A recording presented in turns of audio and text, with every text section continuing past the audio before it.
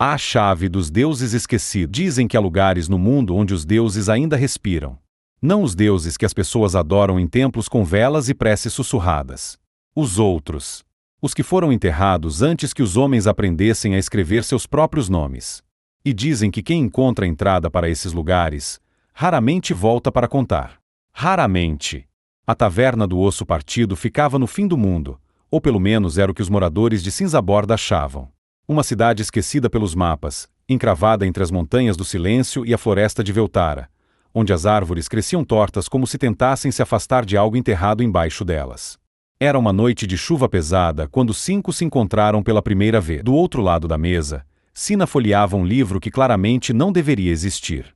As páginas brilhavam levemente quando a lareira as tocava. Ela era maga, jovem demais para o peso que carregava nos olhos. Havia passado 3 anos numa biblioteca proibida no norte, copiando textos que ninguém mais queria ler. Saiu de lá sabendo coisas que a faziam acordar no meio da noite. Encostado na parede perto da porta, afiando uma faca com movimentos lentos, estava Corvin. O ladino não havia se apresentado a ninguém. Não havia precisado. Tinha o tipo de rosto que você esquecia 5 minutos depois de ver, e era exatamente assim que ele preferia. Irete, a clériga dos 3 caminhos, entrou pela porta molhada de chuva com o símbolo de 3 círculos entrelaçados brilhando no pescoço. Ela não rezava por medo. Rezava por obrigação. Havia feito uma promessa, e promessas, para ela, eram correntes. E então entrou Breck. O bárbaro abriu a porta como se ela tivesse feito algo errado, jogou uma bolsa na mesa e anunciou para ninguém em particular. Ouvi dizer que alguém aqui sabe onde fica a masmorra de Karat. A taverna ficou quieta. Não o quieto de quando as pessoas param de falar. O quieto de quando param de respirar. O taverneiro olhou para o chão. Uma mulher saiu arrastando o filho sem terminar a bebida. Aldrich foi o único que não se moveu. Senta aqui, ele disse. O nome Karat carregava peso. Era quase uma palavra proibida em Cinzaborda, do tipo que mães usavam para assustar crianças. Só que Karat não era um monstro. Era um lugar. Uma masmorra construída 2000 anos atrás por uma ordem de feiticeiros que acreditavam poder capturar a essência de um deus morto e usá-la como fonte de magia ilimitada. Diziam que eles conseguiram. Diziam também que o que capturaram não era bem um deus morto. Era um deus que fingia estar morto. Sina fechou o livro e olhou para Breck. Como você sabe sobre Karat? Meu povo vive nas planícies ao sul há 7 gerações, ele disse. 7 gerações de sonhos ruins. Crianças acordando gritando. Animais morrendo sem motivo. Terra que não aceita plantio. Os anciãos me mandaram aqui porque alguém nessa cidade tem uma chave. Irete, que havia acabado de entrar, parou no meio da sala. Eu ouvi errado, ela disse, ou alguém acabou de mencionar a chave de Karat. Aldrich levantou a caneca. Senta. Precisamos conversar. A chave havia chegado à cidade 3 semanas antes, nas mãos de um mercador que morreu no dia seguinte sem causa aparente. O objeto foi leiloado com os pertences dele, uma peça de metal negro com runas que ninguém conseguia ler, e comprado por um comerciante local que achou bonito. Esse comerciante agora estava trancado em casa com todas as janelas fechadas. Sina sabia o que as runas diziam. Elas havia visto no livro proibido. Eram palavras em proto-divino, e traduziam mais ou menos para: quem me carrega, carrega também a atenção daquele que dorme. Na manhã seguinte, os 5 estavam na porta do comerciante. Corvin abriu a fechadura em 40 segundos enquanto os outros fingiam não estar vendo. O homem estava sentado no centro da sala, de olhos abertos, vivo, mas olhando para um ponto fixo no ar. Na mesa à sua frente, a chave brilhava com uma luz que não vinha de nenhuma fonte visível. Irete murmurou uma prece. A luz pulsou em resposta. Ela está aguardando, Irete disse. Aguardando o quê? Breck perguntou. Alguém que saiba onde colocá-la. Todos olharam para Sina. Eu sei onde fica a entrada, ela admitiu. Mas não havia planejado ir. Aldrich pegou a chave com a mão enluvada e guardou na bolsa. Agora foi, ele disse. A floresta de Veltara começava onde a estrada terminava. As árvores eram antigas de um jeito que fazia as árvores normais parecerem jovens. Os troncos tinham rostos formados pela própria madeira, como se houvesse crescido em torno de algo. Corvin tentou não olhar diretamente para eles. Eles piscam, ele disse para Aldrich. Não piscam. Piscaram. Então para de olhar. Sina liderava com o livro aberto. Irete rezava em silêncio enquanto caminhava. A luz filtrava entre as folhas de um jeito estranho, amarela demais, com uma qualidade de fim de tarde mesmo sendo meio-dia. Breck foi o primeiro a ouvir. Parem! No silêncio, havia um som. Baixo, rítmico, como uma batida de coração vindo do chão. O chão pulsava. A entrada da masmorra estava escondida dentro de uma ruína circular.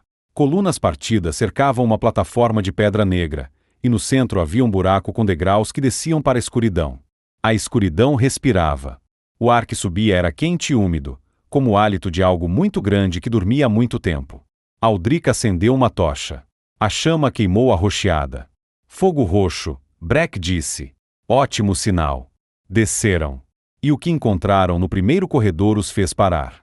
Esqueletos. Não jogados no chão, organizados. Enfileirados nas paredes, sentados, com as mãos no colo, todos voltados para o fundo do corredor. Alguns ainda tinham fragmentos de vestes. Outros, armadura. Os construtores originais, Sina disse. Eles não saíram. Corvin examinou as mãos de um esqueleto. Anéis com runas. Marcas gravadas na própria ossada. Se prenderam aqui voluntariamente, ele disse. Esses anéis são grilhões permanentes. Para manter algo dentro, Sina completou. Eles eram a corrente. Mas estão mortos há 2000 anos. E alguém está removendo os ossos. Todos olharam para as paredes. Havia espaços vazios entre os esqueletos. Lacunas. Como dentes faltando. Alguém esteve ali recentemente. O ataque veio do teto. Criaturas de pele cinza e olhos que refletiam a tocha desceram das sombras sem fazer barulho. Breck foi o primeiro a reagir. O machado saiu das costas num arco amplo e a primeira criatura foi ao chão antes de tocar o piso. Aldrich cobriu Sina com o escudo enquanto ela reunia as mãos e soltava um pulso de força que jogou duas criaturas contra a parede de pedra. Corvin desapareceu nas sombras e reapareceu atrás de um dos atacantes com duas adagas. Irete levantou o símbolo e pronunciou uma palavra em sagrado antigo. A palavra saiu como luz dourada, real, que preencheu o corredor por um segundo inteiro e fez 3 criaturas recuarem chiando com a pele fumegando. Em menos de 1 minuto, silêncio. O que eram? Breck perguntou, respirando fundo. Servidores, Sina disse. Criados para guardar. Mas não tentaram nos matar. Tentaram nos afastar. Ela apontou para o fundo do corredor. Uma porta de pedra negra, com um buraco de fechadura do tamanho exato da chave. Aldrich tirou a chave da bolsa. Ela pulsava em azul escuro, no mesmo ritmo do coração da masmorra. Se abrirmos essa porta, Irete disse, não sabemos o que tem do outro lado. Sabemos que alguém já esteve aqui removendo os esqueletos. Corvin respondeu. Que os sonhos de um povo inteiro estão sendo destruídos. E que 5 pessoas que nunca se conheceram estavam na mesma taverna na mesma noite. Fomos manipulados, Sina disse. Ou convocados, Irete corrigiu. Depende de quem está convocando. Breck pegou a chave da mão de Aldrich e a enfiou na fechadura. Só tem uma forma de descobrir. Do outro lado não havia uma sala comum. Era um espaço grande demais para existir dentro de uma masmorra, com um teto que se perdia na escuridão acima.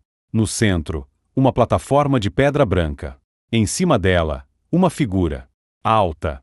Imóvel. Vestida de escuridão que não era tecido, era ausência de luz. Os olhos eram brancos. Inteiramente brancos. Chegaram. A figura disse. A voz vinha de todos os ângulos ao mesmo tempo. Levou mais tempo do que eu esperava. Quem você é? Irete perguntou, com o símbolo aquecendo na mão. Era um deus, a voz respondeu. Antes de ser preso. Antes de ser esquecido. Fui eu que enviei a chave para o mundo exterior. Precisava de mãos capazes de chegar até aqui. O que todo prisioneiro quer. Sair. E se sair? Corvin perguntou, com a voz neutra de quem está calculando. Os olhos brancos piscaram. Essa é a pergunta certa. O mundo vai mudar. Não sei de que forma. 2000 anos de isolamento me deram perspectiva suficiente para entender que o que planejava antes estava errado. Mas ainda sou o que sou. E o que sou não é inofensivo. Sina já estava lendo o livro. Existe uma terceira opção, ela disse sem levantar os olhos. Um ritual para renegociar os termos da corrente. Nem libertá-lo completamente, nem deixá-lo preso como está. Os olhos brancos se voltaram para ela com intensidade diferente. Você leu o compêndio das correntes, a figura disse, e pela primeira vez havia algo parecido com emoção na voz. 3 anos numa biblioteca proibida, quando os 5 subiram de volta e saíram para a floresta, o sol se punha num laranja profundo que tingiu as árvores tortas de Veltara com cores que pareciam quase bonitas. Quase. Breck olhou para trás. Fizemos a coisa certa. Ainda não sabemos, Irete respondeu. O ritual vai segurar? Aldrich perguntou. Por algum tempo, Sina disse. Mas a corrente vai continuar enfraquecendo. Em algum momento, alguém vai ter que voltar. Corvin colocou as mãos nos bolsos e começou a andar. Então é melhor que a gente não se perca de vista. Ninguém respondeu. Mas ninguém seguiu um caminho diferente. Os 5 desceram juntos pela floresta enquanto a noite chegava, carregando a chave de um deus que não estava mais completamente preso, e que talvez nunca mais estivesse completamente livre. Lá embaixo, nas profundezas de Karat, os olhos brancos piscaram no escuro. E aguardaram. Se inscreve no canal. A próxima parte já está chegando.